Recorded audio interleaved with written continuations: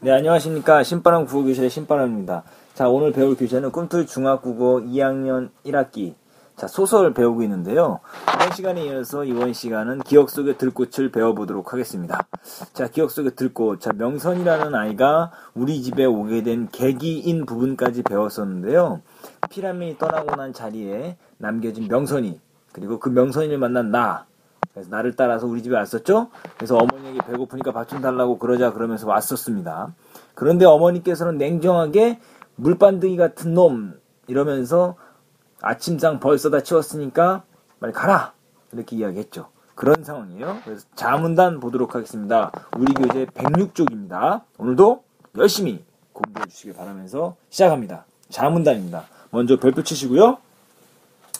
자, 이제 어머니가 쫓아냈죠. 그랬는데 녀석이 뭐라고 그러냐면 아줌마 이러면서, 자, 자문단 시작합니다. 이때 녀석이 또 얘의 그 개집애처럼 간드러진 소리로 어머니를 불러 세웠다. 다른 집에나 가보라니까 아줌마한테 요걸 보여주려고요. 녀석은 엄지와 인지를 붙여 동그라미를 만들어 보였다.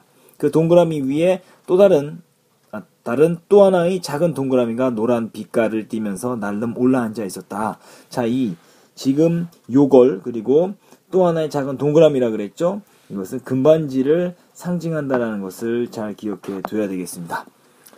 자, 노란 빛깔을 띠면서 날름 올라앉아 있었고 뒤란 그늘 속에서도 그것은 충분히 반짝이고 있었다. 이 그림을 참고하면 상황 이해가 빠르겠죠? 요게 누굴까요?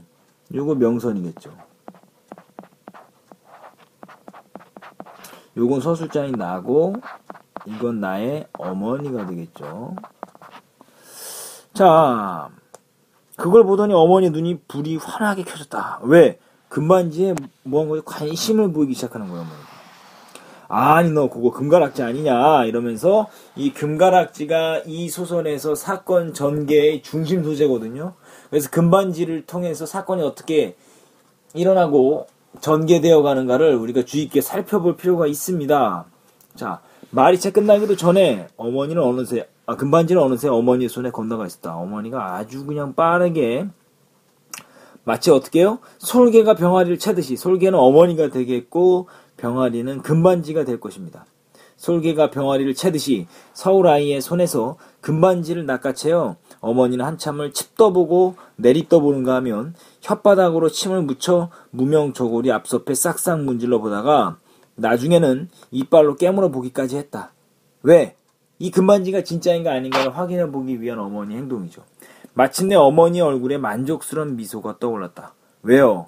금반지가 진짜라서 어머니 얼굴에 만족스러운 미소가 떠오른 겁니다. 금반지가 진짜이기 때문에.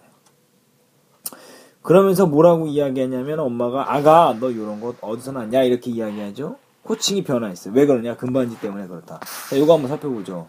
자, 더 알아두기 들어갑니다. 더 알아두기. 자, 명선에 대한 어머니의 태도가 변화했는데 금반지를 받기 전에는 냉정하고 야멸찼지만, 자, 금반지를 받고 난 후에는 만족스러운 태도로 바뀌었죠. 그때 뭐라고 불렀죠? 놈 사나 새끼 이렇게 불렀죠. 그런데 금반지를 받고 난 후에는 어머니가 아가 애린 것이라고 이야기합니다. 금반지가 충분한 대가가 되고, 그리고 금반지를 준 명선이를 밥을 줘도 된다라고 어머니께서 생각하신 거죠. 자, 그렇기 때문에 어머니 태도가 변화했어요. 그런 걸 통해서 어머니 성격도 파악할 수 있어요. 그러면서 어머니가 말하는 거 계속해서 봅시다.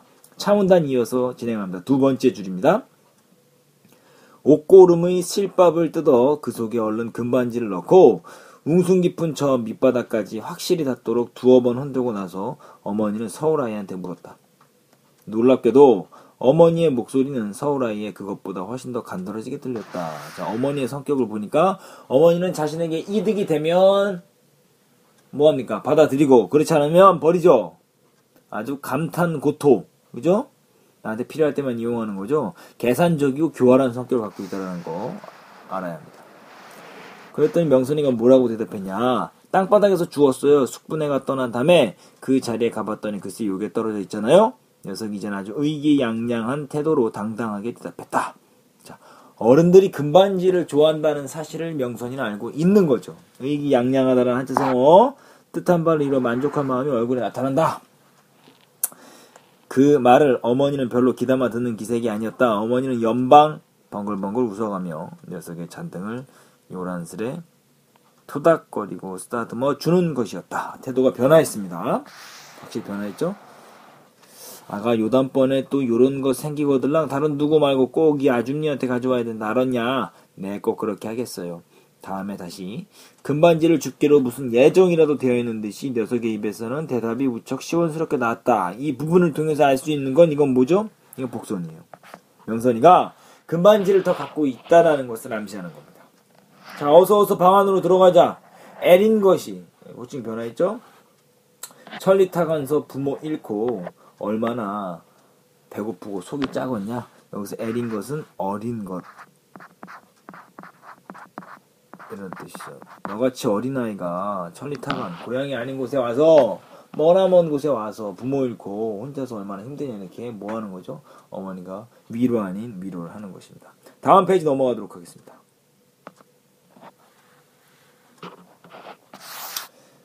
자, 계속 볼게요. 이런 곡절 끝에 명선이는 우리 집에서 살게 되었다. 마지막으로 마을에 남게 된 유일한 피난민이었다. 인민군한테 발 뒤꿈치를 밟혀가며 피난을 내려왔던 명선네 친척들은 역시 인민군보다 한 걸음 앞서 부랴사랴 우리 마을을 떠나면서 명선이를 버리고 갔다. 그래서 명선이는 피난민 일가가 우리 마을을 떠나면서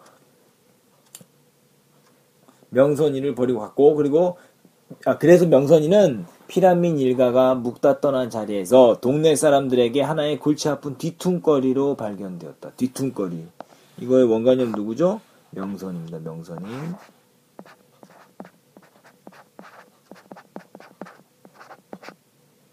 자, 누나하고 내가 할머니를 따라 피난을 떠나던 바로 그 아침에 명선이는 친척들로부터 버림받았죠. 그 이유가 뒤에도 나옵니다. 4문단 갈게요. 명선이는 누나나 나하고 같은 방 쓰기를 바라는 눈치였다. 그러나 어머니는 먼 촌일가로 어린 나이에 우리 집에 와서 말만한 처녀가 되기까지 부엌대기 노릇을 하는 정림이한테 명선이를 내맡겨 버렸다. 당분간 집에서 머슴처럼 부리면서 제 밥값이나 하도록 하자고 어머니와 아버지가 공론하는 소리를 나는 밤중에 얼핏 들을 수 있었다. 자, 보세요. 머슴처럼 부리면서 제 밥값이나 하도록 하자. 자, 이런 태도를 통해서 알 수 있는 아버지와 어머니의 태도는 어떻습니까? 아주 계산적이죠.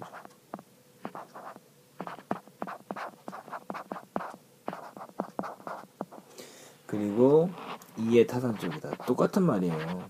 나한테 이득이 되는 쪽으로만 항상 생각하고 그렇게 행동하는 모습이죠. 아주 탐욕스러운 모습이에요. 이득이 안 되면 하지 않겠다 이거죠. 애당초 명선이를 머슴으로 부리려던 어른들의 생각은 크게 잘못이었다. 세상에 어떤 끈으로도 그 애를 한 곳에 얌전히 붙들어 둘 수 없음이 이내 밝혀졌다. 명선이의 성격 이제 계속해서 배우고 있죠. 자, 명선이의 성격인데 또 명선이의 성격 3번이죠.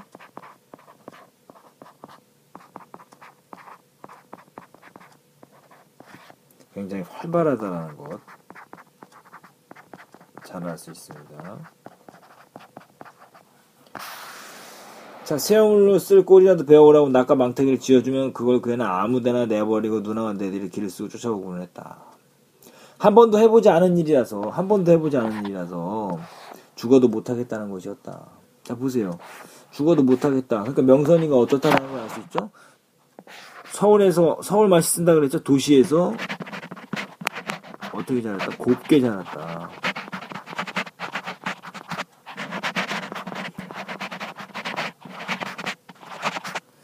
서울에서 곱게 자란 아이다라는 것을 알 수 있습니다.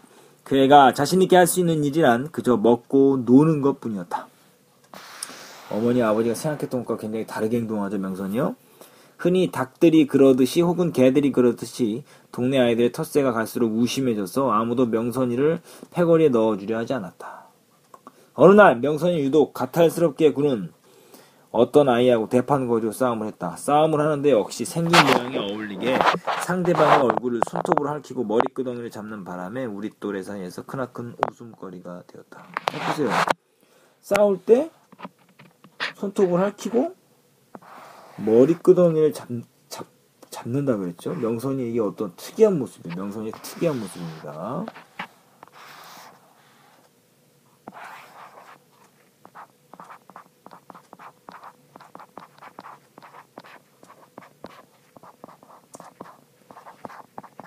남들과 다른 모습이죠.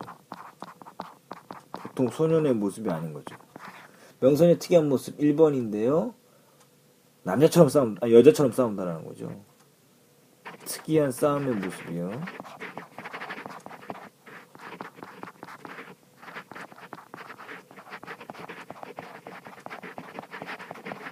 남자가 아니다라는 것을 힌트를 주고 있는 겁니다. 서울 아이들은 싸움도 가시네처럼 간사스럽게 하는 모양이다. 상대방이 딴죽을 걸어 넘어뜨리고 위에서 덮쳐 누르자 한창 열쇠에 올려 맥을 못 추던 명선이가 변화간 날라리 소리 비슷한 괴상한 비명과 함께 엄청난 기운으로 상대방의 몸뚱이를 벌렁 떠뚱그려뜨려 버렸다. 첫 번째 싸움에서 명선이는 승리자가 되었다. 그리고 그 후로도 두 번째, 세 번째 싸움에서도 의뢰 상대방 밑에 깔렸다가 무서운 힘으로 떨치고 일어나서는 승리를 했다. 명선이의 특이한 행동 2번입니다. 싸움을 할 때 밑에 깔렸다가 뭐 하는 거죠? 밑에 깔렸다가 무서운 힘으로 떨치고 일어나서 승리를 하는 거죠. 이게 뭔가 이유가 있을 거예요. 특이한 행동이 있는데요. 그것에 대한 이유를 잘 생각해 보면서 계속해서 그 힌트를 찾아야 됩니다. 그 이유를 찾아봅시다. 다음 페이지 넘어가도록 하겠습니다.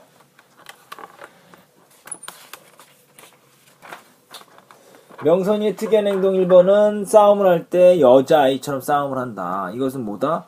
명선이가 남자가 아니라 여자다라는 걸 힌트를 주는 거고요. 지금 두 번째 특이한 행동은 싸움을 했다가 밑에 깔렸다가 엄청난 힘으로 떨치고 일어나는 거죠. 그럼 왜 그런가? 파문당 합시다. 어느 날, 파문당 별표 치시고요. 어느 날 명선이는 부모가 죽던 순간을 나에게 이야기했다. 피랑길에서, 피랑길, 시대적 배경, 공습을 만나서 시대적 배경, 가까운 곳에 폭탄이 떨어졌는데, 시대적 배경. 한참 정신을 잃었다가, 시대적 배경은 6.25 전쟁이라고 이야기했습니다. 한참 정신을 잃었다가 깨어나 보니 어머니의 커다란 몸뚱이가 숨도 못 쉴 정도로 전신을 무겁게 덮어 누르고 있더라는 것이었다. 자, 이게 뭡니까? 이게 바로 명선이가 특이한 행동을 하는 것에 대한 이유죠. 특이한 행동 2번의 이유입니다. 어머니의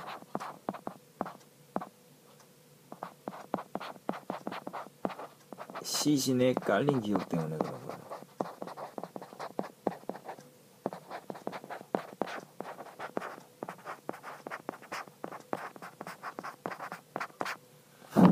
시신에 깔렸던 기억 때문에 그렇게 밑에 깔리는 걸 굉장히 싫어하는 거죠, 명선이는. 그래서 마구 소리를 지르면서 엄마를 떠밀었던데 난 그때 엄마가 죽은 줄도 몰랐어. 아주 이게 뭡니까? 전쟁의 비극성이죠. 눈앞에서 폭격으로 엄마가 돌아가신 거예요. 이런 일이 또 일어나서 안 되는 거죠. 그리고 명선이는 숙부네가 저를 버리고 도망치던 때의 이야기도 들려주었다. 실은 말이지 숙부가 날 몰래 내버리고 도망친 게 아니라 내가 숙부한테서 도망친 거야. 숙부는 기회만 있으면 날 죽이려고 그랬거든. 숙부는 삼촌이에요. 천수가 삼촌인데 숙부가 왜 죽이려고 하냐. 뭐 때문에 그런 거죠? 금반지 때문에 그런 거죠. 금반지 때문에. 숙부의 성격을 살펴보면 잔인하죠. 조카를 죽인다라는 건 사실 생각하기 쉽지 않잖아요. 잔인하죠. 비정하죠.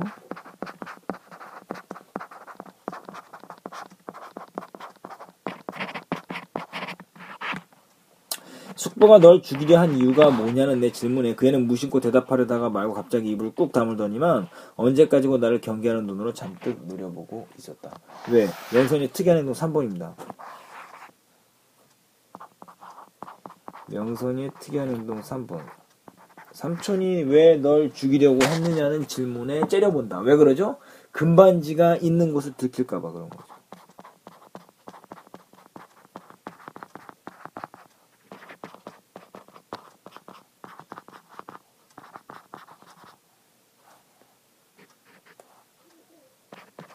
명선이가 금반지가 있다는 것을 들킬까봐 그런 겁니다. 자,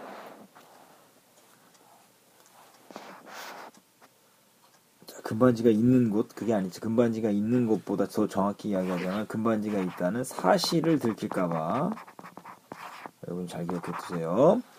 자, 같은 방을 쓰는 정림이가 어머니한테 불평을 늘어놓기 시작했다. 원래 잠버릇이 험한 정림이가 어쩌다 다리를 올려놓으면 명선이는 비명을 꽥꽥 지르며 벌떡 일어나 눈에다 불을 켜고 노려본다는 하소연이었다. 왜? 이것도 특이한 행동이죠.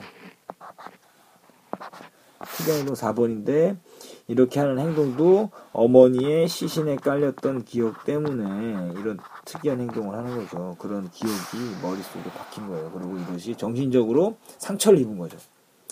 오랫동안 옷을 갈아입지 않아 명선이의 몸에서 지독한 냄새가 난다고 정림이는 오만상을 찡그리기도 했다.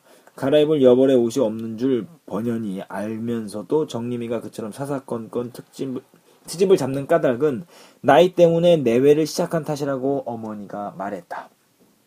머스미하고 어떻게 한 방을 쓰냔 말이냐고 정림이는 처음부터 울상을 지었던 것이다.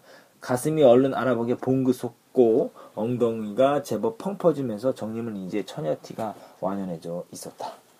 그러니까 정림이는 명선이 한 방을 쓰는 것을 원치 않아요. 불평하고 있어요. 거문당합니다. 오래지 않아 명선이는 머슴으로 부리려던 속셈을 어머니는 깨끗이 포기했다. 괜히 말썽이나 부리고 펀둥펀둥 놀면서 삼시세끼 밥이나 축내는 그 뒤뚱거리를 어떻게 하면 내쫓을 수 있을까 하고 궁리하는 게 어머니의 일과였다. 자, 보세요. 이 뒤뚱거리 누구라 그랬죠? 누구를 가리키는 겁니까? 명선이를 가리키는 거죠.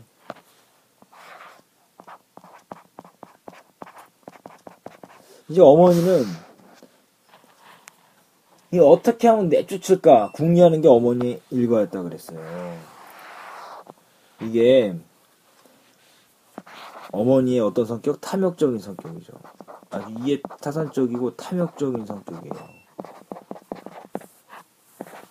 계산적인 성격이다.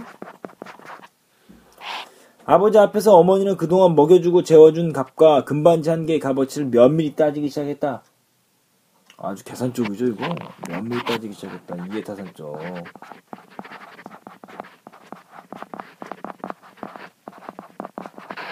천지신명을 두고 하는 말이지만 걔한테 죄로 가지 않을 만침 헌다고 혔구만요. 사투리 사용의 효과 이야기해줬었죠. 현장감과 사실성, 향토적 분위기를 나타내는 것이다. 사투리 사용으로 얻을 수 있는 효과 잘 기억해두세요. 허기사 날릴 때 금가락지 한돈 주면 똥가락지요. 금 먹고 금똥 싼다면 혹 몰라도 쌀토리 금쪽보다 귀한 세상인데 왜? 전쟁 때문에 그런 거죠. 전쟁 때문에 지금 식량이 귀한 겁니다. 전쟁으로 인해서 전쟁 상황에서는 식량이 뭐가 되는 거죠?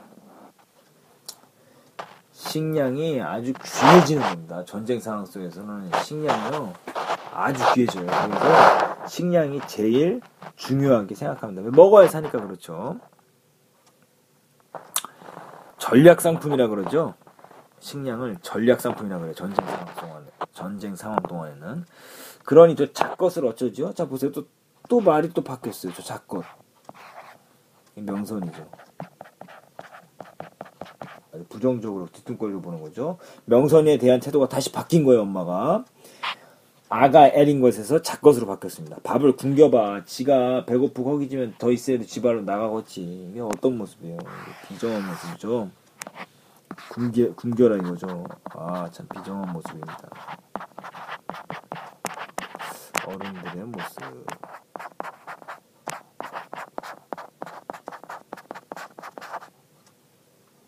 자, 다음 페이지 넘어가도록 하겠습니다. 109쪽입니다. 자가 나가겠소. 물반드기 마냥 반들거림 싫어. 무슨 술 써서라도 절대 안 굶으라요. 어머니의 판단이 전적으로 옳았다. 끼니 때만 되면 누나를 딱 부릅뜨고 나 사정을 낱낱이 부엌 사정을 낱낱이 감시하다가 염치불구하고 밥상머리 안 떠나는 명선이를 두고 우리는 차마 밥덩이를 목구멍으로 넘길 수가 없었다. 왜? 양심 때문에 그런 거죠. 다시 한번 정리 한번 해주겠습니다. 사투리 사용의 효과.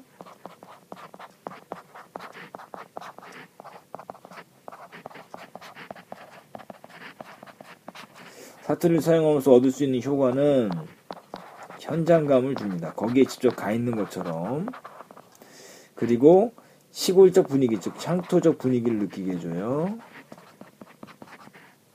그리고 마지막으로는 정말로 실제 일어나는 것처럼 사실성을 부여합니다. 잘 기억해 두십시오. 사실성. 토속적인 향토적인 분위기를 형성하고 사건을 생동감 있게 만들고 현장감이 있으면서 인물과 배경에 사실성을 부여한다는 거 좀 잘 기억해 두시길 바랍니다. 사투리를 왜 사용하냐 잘 기억해 두세요. 전개 부분인데 여기까지 전개인데요. 전개 부분에서의 소주제는 명선이의 금반지 덕분에 나의 집에 살게 되지만 놀고 먹기만 하여 집안의 뒤퉁거리가 된다. 도움이 안 된다 이 소리죠. 자, 너무당 갈수록 밥 얻어먹는 서름이 심해지자 하루는 또 명선이가 금반지 하나를 슬그머니 내밀어 왔다. 자, 왜요?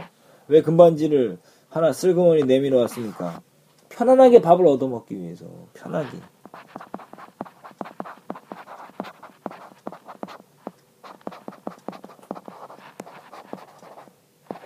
얻어먹기 위해서 그런 거죠.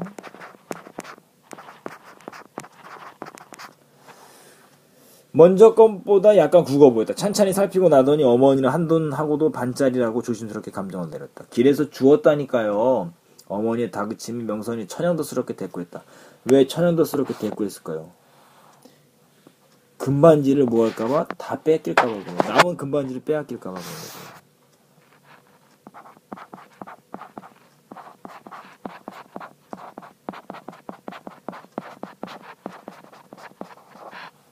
빼앗길까봐.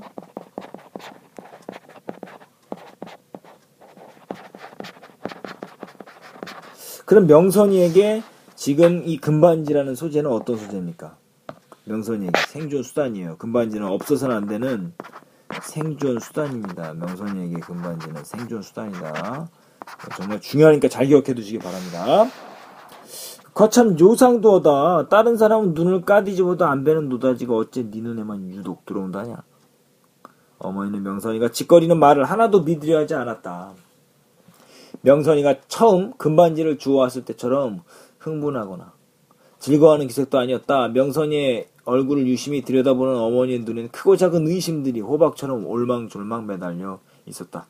어떤 의심일까요? 명선이에게 금반지가 더 있다.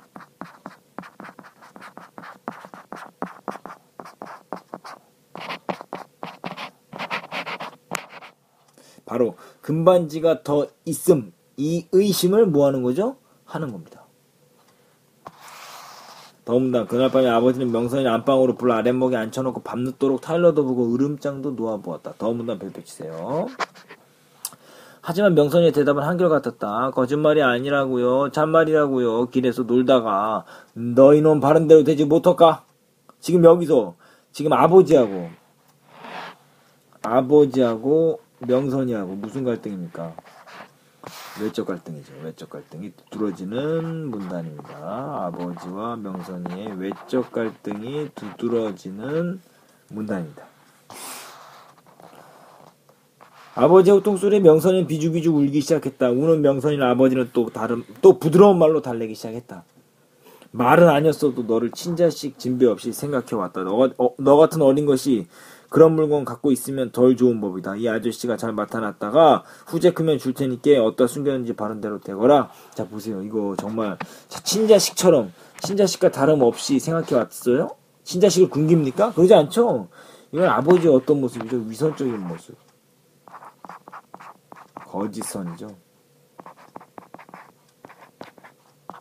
아버지의 위선적인 모습이에요. 왜요? 왜 이런 모습을 보이는 거죠? 뭐 하기 위해서? 금반지를 빼앗기 위해서. 아버지의 성격 어떻습니까? 아버지의 성격 탐욕스럽습니다. 탐욕스럽습니다. 자, 10%밖에 안 나왔네요. 건전지가. 자, 아무리 달래고 타일러도 소용이 없자 아버지는 마침내 화를 버럭 내면서 명선이의 몸뚱이를 뒤지려 했다. 아버지의 손이 옷에 닿기 전에 명선이 미꾸라지같이, 명선이를 가리키는 거죠. 안방을 빠져나가 자취를 감추어 버렸다. 왜 그랬을까요? 금반지를 빼앗길까봐.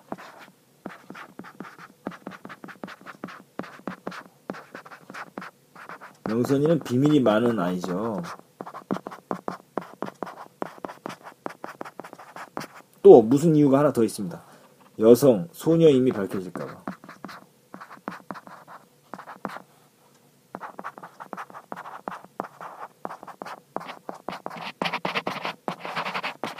그럼 왜 소녀임에도 불구하고 소년처럼 살고 있는지도 한번 생각해 볼 필요가 있습니다. 그리고 그날 밤 끝내 우리 집에 돌아오지 않았다. 아버지와 어머니의 성격 굉장히 탐욕스럽고 이기적이고 위선적이고 교활하죠. 아주 어른들의 부정적인 모습을 보여주고 있습니다. 다음 페이지 넘어갑니다. 다음 페이지 조금만 더 하도록 하겠습니다.